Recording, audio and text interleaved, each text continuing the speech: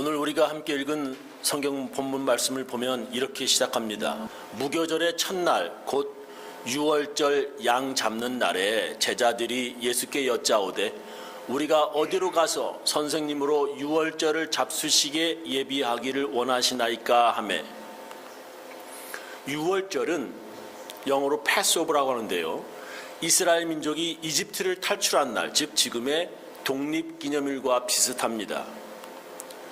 유월절은 넘어가다, 패스오버라는 뜻으로 어린 양의 피를 바른 집은 하나님께서 그 집의 장자, 맏아들, 첫 것을 죽이지 않고 넘어가겠다 하셔서 붙여진 이름이 패스오버, 유월절입니다. 이제 저렇게 그림을 보시면 아시겠지만 저렇게 문지방과 인솔뼈에 저렇게 양의 피를 바르면 하나님께서 그 피를 보고 넘어가겠다는 거예요. 들어가서 죽이지 않고 넘어가겠다. 그래서 패스오버, 유월 이렇게 말하는 겁니다. 집의 대문에 어린 양의 피를 바른 이스라엘 사람들의 집은 이렇게 넘어가고 피를 바르지 않은 이집트인들의 모든 장자가 죽었습니다. 그 유월절을 기념하기 위해서 이스라엘 사람들은 누룩, 이스트죠. 누룩을 넣지 않은 빵과 쓴 나물, 그리고 불에 구운 양고기를 급하게 먹었습니다. 바로 그런 유월절 음식을 어디에서 먹을 것인지 제자들이 예수님께 지금 물어보는 것입니다.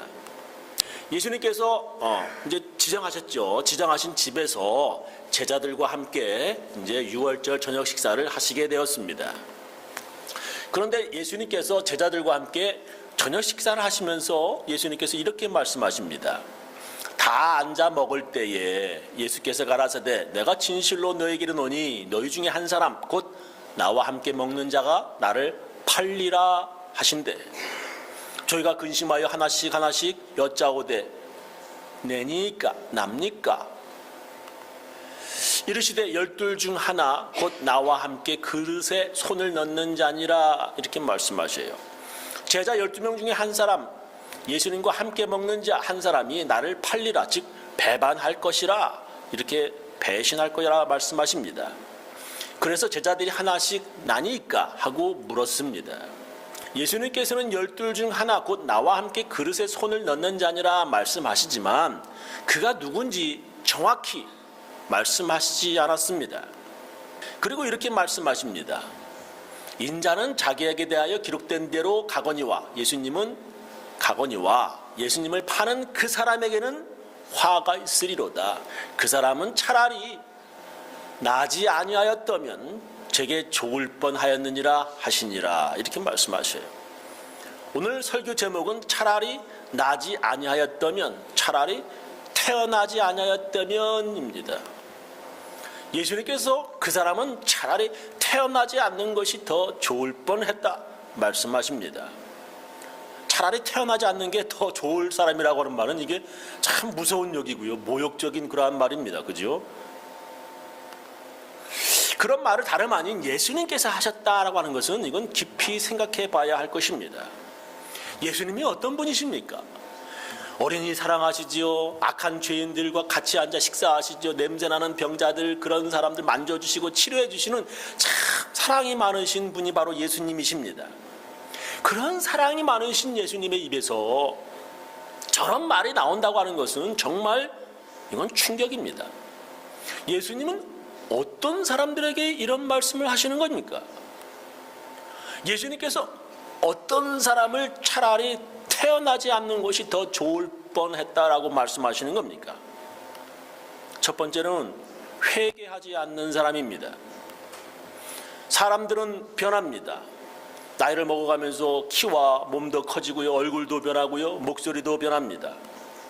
그리고 여러 가지 경험을 통해서 지혜로워지고 많은 것을 배우면서 사람들은 변화갑니다. 성숙해간다고 하지요.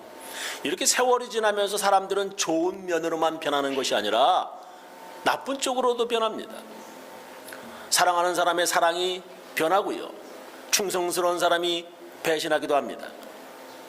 사람들은 좋게도 변하고 그렇지만 또한 나쁘게도 변합니다. 좋게 변했다가도 어떤 상황에서 나쁘게 변하기도 합니다. 그것을 죄라고 부릅니다. 나쁘게 변했다가 다시 좋은 쪽으로 변하기도 합니다. 이것을 회개라고 부릅니다. 우리는 모두가 죄인들입니다. 죄인들이에요. 지금 죄를 짓지 않는다고 해도 계속 그렇게 변하지 않으리라 우리는 자신할 수 없습니다. 그래서 예수님의 말씀 너희 중에 한 사람이 나를 배신하리라 말씀하실 때 제자들이 각각 내니까 말하는 것입니다. 여러분은 절대로 예수님을 배신하지 않을 것입니까? 무슨 일이 벌어진다고 해도 여러분은 절대 예수님을 배신하지 않을 것입니까? 베드로도 그렇게 확신 있게 대답하였습니다. 베드로가 여짜오되 다 버릴지라도 다 예수님을 배반할지라도 나는 그렇지 않겠나이다.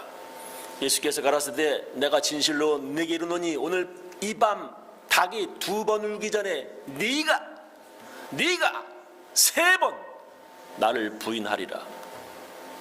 베드로가 힘있게 말하되 내가 주와 함께 죽을지언정 주를 부인하지 않겠나이다 하고 모든 제자도 이와 같이 말하니라.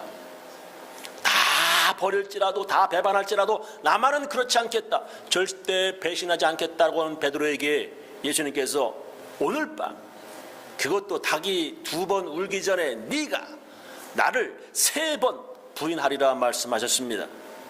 그런데도 베드로는 죽을지언정 절대 부인하지 않겠다 말했습니다.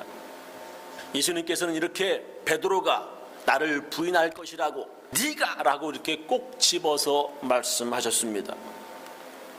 그런데 가룟 유다에게는요 네가 그럴 것이라고 정확하게 말씀하시지 않으셨습니다. 참 이상하죠. 베드로는 네가 이렇게 얘기하는데 가룟 유다한테는 그런 말씀을 하지 않으셔요.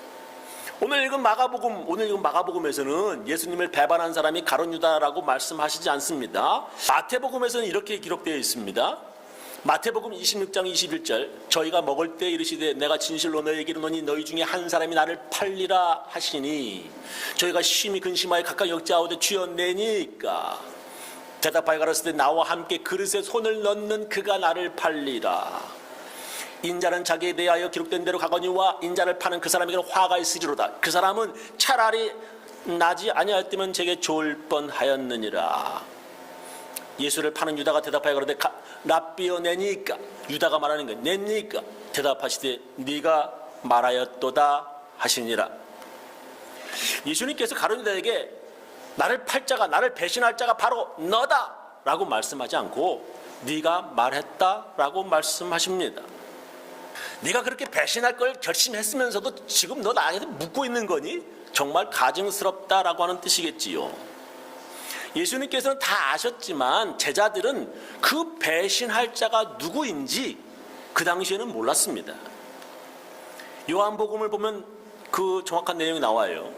요한복음 13장 26절 예수께서 대답하시되 내가 한 조각을 찍어다가 주는 자가 그니라 하시고 곧 한 조각을 찍으셔다가 가롯 시몬의 아들 유다를 주시니 조각을 받은 후 곧 사단이 그 속에 들어간지라. 이에 예수께서 유다에게 이르시되 네 하는 일을 속히 하라 하시니 이 말씀을 무슨 뜻으로 하셨는지 그 앉은 자 중에 아는 이가 없고 어떤 이들은 유다가 돈괴를 맡았으므로 명절에 우리의 쓸 물건을 사라 하시는지 혹 가난한 자들에게 무엇을 주라 하시는 줄로 생각하더라. 유다가 그 조각을 받고 곧 나가니 밤이러라. 이렇게 제자들 모두 알지 못하였다고 가난한 자들을 위해 물건을 사라고 하신 말씀인 줄 알았다는 것입니다. 왜? 예수님께서는 베드로에게는 네가 나를 3번이나 배신하리라 정확하게 말씀하셨지만 가룟 유다에게는 네가 나를 팔리라 바로 너라고 말씀하시지 않은 이유가 뭡니까? 베드로에는 정확하게 네가 나를 부인하리라 말씀하셨습니다. 그런데 왜 예수님은 가룟 유다에게는 네가 나를 배신할 것이라고 정확하게 말씀하시지 않으셨냐 이겁니다. 그거는요 예수님께서 제자 베드로와 가룟 유다가 어떤 사람인 줄 아셨기 때문입니다. 제자 베드로는 지금 자신 있게 말하고 있지만 예수님 모른다고 부인할 사람이고 그러나 베드로는 나중에 회개할 사람이라고 하는 것을 예수님께서 아셨기 때문입니다. 그렇지만 가룟 유다는 이거는 절대로 회개하지 않을 사람이라고 하는 것을 예수님께서 아셨기 때문입니다. 베드로는 예수님 말씀이 생각나서, 말씀하신 것이 생각나서 밖에 나가서 심하게 통곡하였습니다. 닭이 곧 두 번째 울더라. 이에 베드로가 예수께서 자기에게 하신 말씀, 곧 닭이 두 번 울기 전에 네가 세 번 나를 부인하리라 하신 말씀이 기억되어 생각하고 울었더라. 이렇게 기록하고 있습니다.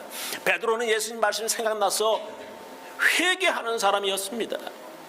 사람들은 성경에 기록된 하나님 말씀이 생각나서 회개하는 사람이 있는가 하면, 어떤 사람은 그 말씀 듣고 도리어 열받는 사람이 있습니다. 목사가 설교할 때 제일 안타까운 것은요, 설교 듣고 시험 드는 사람입니다. 살라고, 한번 살아보라고, 회개하라고 전하는 하나님 말씀을 듣고 도리어 죽어버리고요, 떠나버리고요, 원수가 되어버립니다. 그런 사람은 예수님도 어찌할 수 없는 가룟 유다 같은 사람입니다. 목사가 찾아가서 그렇게 하지 마시라고 말해주고요, 손붙잡고 기도해 주어도 가룟 유다 같은 사람은 절대 돌이키지 않습니다. 자기가 잘못한 게 하나도 없다고 주장합니다. 그리고 하는 짓이라고 하는 것이 목매어 죽어버립니다. 가룟 유다 역시 베드로처럼 후회하였고 뉘우쳤지만 그는 목매어 자살했습니다. 만약에 가룟 유다가 베드로처럼 돌이켜 회개하였다면 아마 베드로보다 더 위대한 사도가 되었을 것입니다. 불순종한 죄인의 회개는 순종한 의인보다도 더 하나님을 기쁘시게 하는 일입니다. 다시 한번요. 불순종한 죄인들이 회개하는 것은 순종한 의인보다도 더 하나님을 기쁘시게 하는 일입니다. 하늘에서 회개할 것 없는 의인 99명보다도 이 땅에서 죄인 하나가 돌아오는 것을 하나님께서 더 기뻐하신다고 성경은 말씀하십니다. 예수님께서는 가룟 유다에게 베드로처럼 이름을 밝히시지 않은 것은 그가 회개하지 않을 것을 아셨기 때문이었습니다. 누군지 밝히면 더 열받을 사람이라고 하는 것을 아셨기 때문입니다. 정확하게 말하면 도리어 더 나쁜 짓을 할 사람이기 때문입니다. 목사도요, 어떤 교인의 잘못된 것을 직접적으로 말하기가 참 두렵습니다. 그 사람의 성격을 알기 때문입니다. 차라리 도리어 말하지 않는 것이 더 나을 뻔한 사람이기 때문입니다. 그러면서도 목사가 바라고 원하는 것은 그 사람이 스스로 깨달아 회개하는 것입니다. 그러나 가룟 유다처럼 절대 깨닫지 못하고요, 돌이키지 않고요, 알았을 때 그냥 죽어버리고 떠나버립니다. 그런 사람은 다시 한번 열심을 내고 회개해서 좀 더 겸손하게 주님의 일을 하지 않습니다. 그런 사람이기에 예수님께서는 그 사람은 차라리 나지 아니하였다면 제게 좋을 뻔하였느니라 말씀하시는 것입니다. 그런 사람들이 꼭 어느 교회나 한두 명씩은 꼭 있습니다. 같은 목사에게서, 같은 장소에서, 같은 시간에 같은 설교를 듣는데 어떤 사람은 그 설교 때문에 은혜 받고요, 어떤 사람은 그 설교 때문에 시험 들고 죽습니다. 그런 사람을 예수님께서는 차라리 나지 않았으면 더 좋을 뻔한 사람이라 말씀하시는 것입니다. 자, 두 번째는 어떤 사람에게 예수님께서, 그 사랑이 많으신 예수님께서 그런 말씀하실까? 사랑하지 않는 사람입니다. 예수님의 최대 관심이 뭡니까? 그것은 구원과 사랑입니다. 하나님은 죄인들이 예수를 하나님의 아들 구세주로 믿고 모두 구원받기를 하나님께서 원하십니다. 예수님은 그런 구원받은 사람들이 예수님의 제자가 되어서 서로 사랑하기를 원하십니다. 그렇게 구원받은 사람들이 서로 사랑하기 위해 모이는 곳이 바로 교회입니다. 교회에서 서로 사랑하는 것을 연습하다가 세상에 나가서 사람들을 사랑하고 구원하는 것입니다. 세상에 나가 사랑을 실천하기 위해 연습하는 곳이 바로 교회입니다. 교회에서 가장 사랑이 드러난 때가 언제입니까? 그것은 바로 먹는 때입니다. 집에서도 그렇지요. 식구들이 서로 맛있게 먹는 것을 보면서 사랑과 행복을 느낍니다. 사랑이 없으면요, 먹는 것도 밉고 맛있는 음식만 골라 먹는 것 보면 더욱더 미워집니다. 그러나 사랑이 충만하면 잘 먹는 것도 사랑스럽고 맛있는 반찬 더 먹이고 싶어집니다. 제자들을 사랑하신 예수님께서는 그들과 함께 지금 유월절 음식을 드시고 계십니다. 그렇게 음식을 드시다가 예수님께서 이렇게 말씀하십니다. 저희가 먹을 때 예수께서 떡을 가지사 축복하시고 떼어 제자들에게 주시며 가라사대 받으라 이것이 내 몸이니라 하시고, 또 잔을 가지사 살해하시고 저에게 주시니 다 이를 마시매 가라사대 이것은 많은 사람을 위하여 흘리는 바 나의 피 곧 언약의 피니라. 지금 성만찬을 하시고 계시는 것입니다. 성만찬을 예수님께서 식사 후에 이렇게 하시는 것입니다. 예수님은 제자들과 함께 음식을 드시다가 끝에 이렇게 성만찬을 하셨습니다. 교회가 시작된 초대교회, 지금으로부터 2000년 넘게 지난 전에 말이죠, 이렇게 같이 식사를 하다가 성만찬을 하였습니다. 다 같이 모여서 저녁 식사를 하다가 끝에 예수님이 하신 것처럼 성만찬을 하였습니다. 그렇게 다 같이 모여서 저녁 식사하는 것을 애찬, 영어로는 love feast라고 불렀습니다. 성경에 그런 식사를 애찬이라고 기록되어 있는 것이 있는데, 유다서에 보면 1장 12절에 저희는 기탄 없이 너희와 함께 먹으니 너의 애찬에 암초요, love feast라고 나왔지요. 너의 애찬에 암초요, 자기 몸만 기르는 목자요, 바람에 불려가는 물 없는 구름이요, 뭐 그런 말씀 나오는데 여기에 기록된 말씀이 있다는 거예요. 함께 먹는 애찬식 love feast에 참여해서 악한 행동을 하는 사람들을 책망하는 그러한 성경 구절에 요 애찬이라고 하는 말이 들어가 있습니다. 사람들이 같이 먹는 애찬식에 참여할 때 교회에 문제가 발생하는 것을 우리가 성경책에서 볼 수 있습니다. 애찬은 교회에서 음식 준비하는 게 아니라 각 교인들이 음식을 가져와서 함께 나누어 먹는 것이 바로 공동식사 애찬이었습니다. 고린도전서에 보면 애찬에 관한 이런 교회의 문제가 기록되어 있습니다.